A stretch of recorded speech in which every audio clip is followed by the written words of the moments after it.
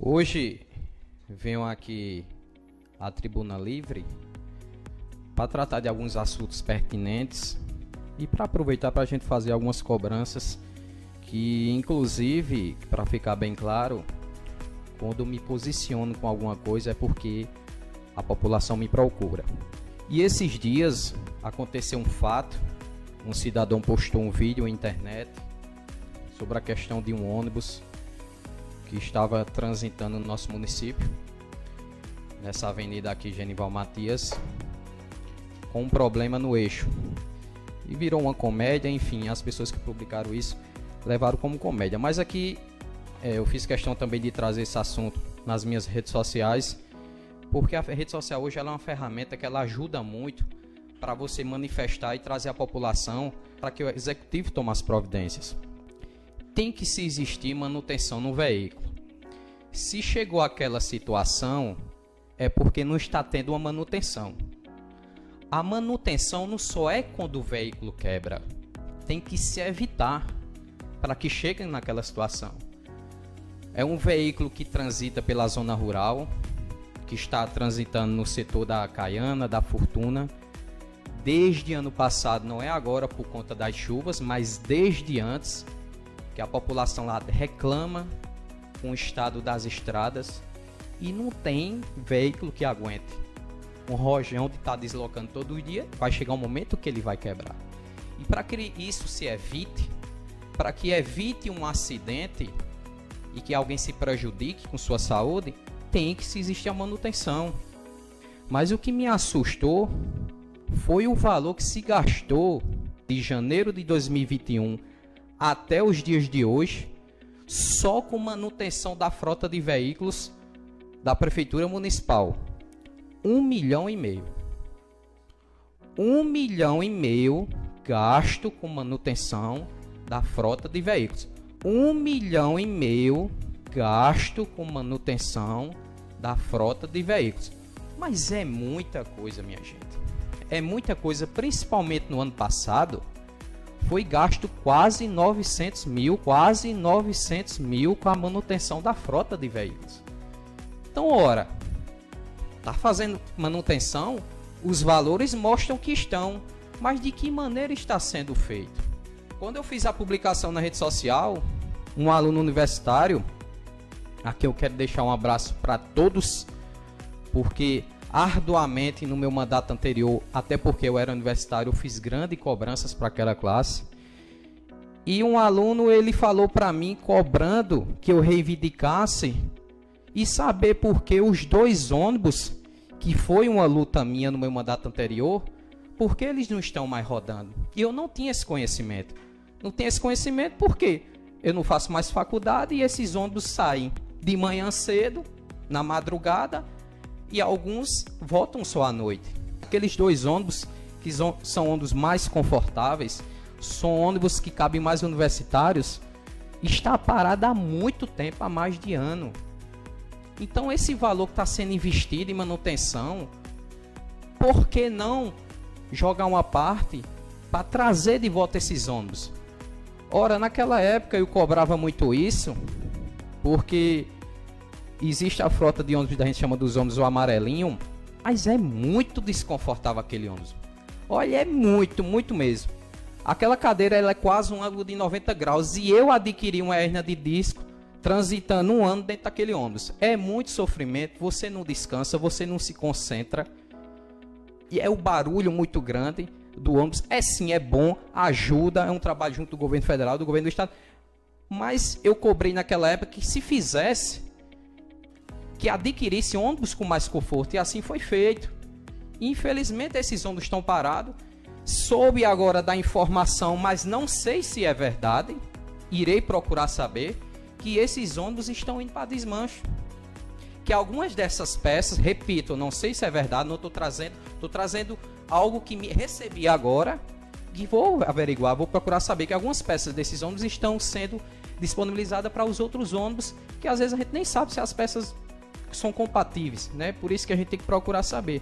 Mas eu faço esse apelo, que tragam esses ônibus de volta. Se ele não tiver mais condições de se locomover, adquiram ônibus com mais conforto para os estudantes, porque só sabe quem está lá sentado. É sofrimento. E outra, até porque pela necessidade, porque vários assuntos eu recebi aqui agora, que são pessoas demais dentro do ônibus, são 3, 4 pessoas sentadas em um banco só. Eu sei que isso existe, que eu fui universitário. E a gente faz aquele apertozinho, não senta aqui, vem para cá. Na hora de passar na rodoviária, o universitário sofre, meu irmão, sofre. Para isso tem que ter o poder público, para isso tem que ter nós, vereadores, aqui cobrarmos para que tragam melhoria para isso. E eu só estou trazendo esse assunto porque me espantou o valor investido em manutenção na frota do município. Repito, 1,5 milhão. Repito, 1,5 milhão de janeiro até o dia de hoje. Essa semana eu fiz visita em algumas obras do município e aqui eu quero trazer algumas alencadas no distrito, no sítio do Antônio Ferreira. Ainda ano passado eu fiz uma visita na obra da creche que está sendo construída lá. E naquela época, quando eu visitei, fazia quase 2 meses que a obra estava paralisada. Falta de recurso não era, porque a construtora já tinha recebido valores, mas os funcionários, alguns citaram para mim que não estava recebendo. E a obra estava parada. Recentemente, essa semana agora, segunda-feira, eu fui lá e a obra novamente está paralisada. Já foram investidos quase 600 mil reais naquela obra. Uma obra que foi tão falada, uma obra que foi dita, inclusive, pelo governo do estado que tinha dinheiro em conta. Então, se tem dinheiro em conta, qual é o problema? Porque a obra não anda, porque ela já era para estar concluída. Essa obra já era para estar concluída. Porque não tem de recurso em conta? Enfim, faça esse apelo, essa cobrança, para que que traga a retomada da construção daquela obra, para que seja de benefício para a população, principalmente daquela zona rural. Outro assunto pertinente, a reforma da UBS do sítio Antônio Ferreira. Contrato homologado desde o dia 24 de outubro do ano passado. Desde essa data já podia fazer a obra. E a placa foi colocada lá. Início da obra dia 25/10, um dia depois. E essa obra não se iniciou. Só tem lá a placa colocada. O marketing que é feito. A população cria a esperança por melhorias na saúde daquela zona rural e nada sai do papel. Outro assunto, agora esse que me preocupou. Me preocupou porque, digo a vocês, que eu recebi essa informação basicamente na hora do fato acontecido por pessoa de dentro do governo. E uma coisa que eu tenho é coragem de falar. Coragem de falar e de trazer a verdade. Mas o risco que estava com a escola do Antônio Ferreira, que foi inaugurada praticamente um ano atrás, e que foram investidos quase 200 mil reais na reforma daquela escola. E recentemente, uma pessoa me informou que o teto estava para desabar. Correram, suspenderam as aulas, para que fizesse a manutenção tem que fazer. Chamasse a construtora responsável para que ela fizesse o serviço. Acredito que fizer desse jeito. E o que me espantou, quando eu via voltando, eu vi uma cidadã lá no dia na escola, aí eu pedi permissão para entrar, ela educadamente me deixou. E eu vi que o gesso já estava quebrado, porque já estavam fazendo a manutenção. Faltava só colocar o gesso e nas outras salas lá.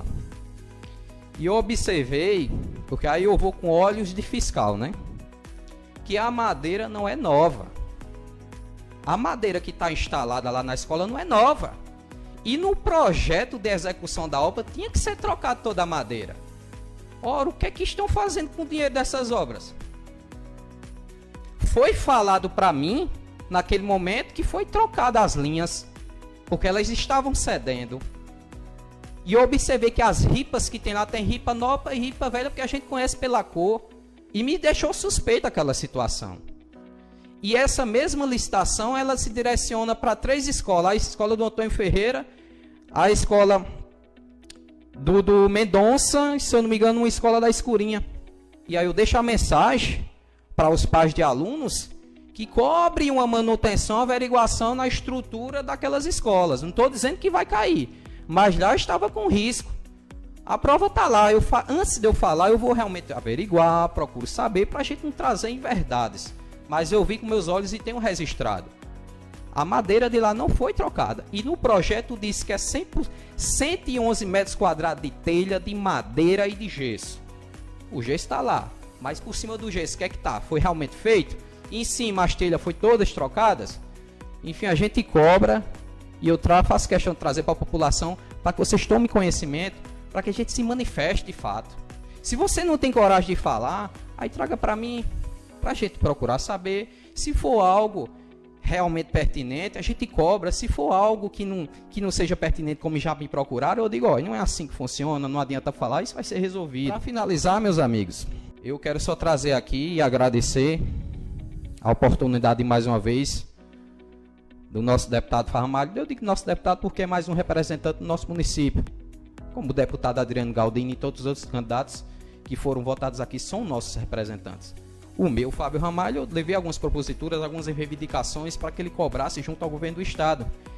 E aí foi aprovado agora recentemente, e aqui eu estou prestando conta do mandato dele e do meu, consequentemente, o pedido de recursos para a reforma da escola Pedro Pascoal. E faz muitos anos que ali recebeu uma reforma. E quando eu entrei lá, o ano passado, eu vi como estava deteriorado. E para isso tem que ter investimento por parte do governo do estado, tem que existir o diálogo, obviamente, que o executivo tem com o governo e cobrar recursos para que sejam feitos a manutenção e a reforma. Eu não sei nem se lá já recebeu reforma naquela escola, recebeu um ginásio, mas a reforma na estrutura eu não sei.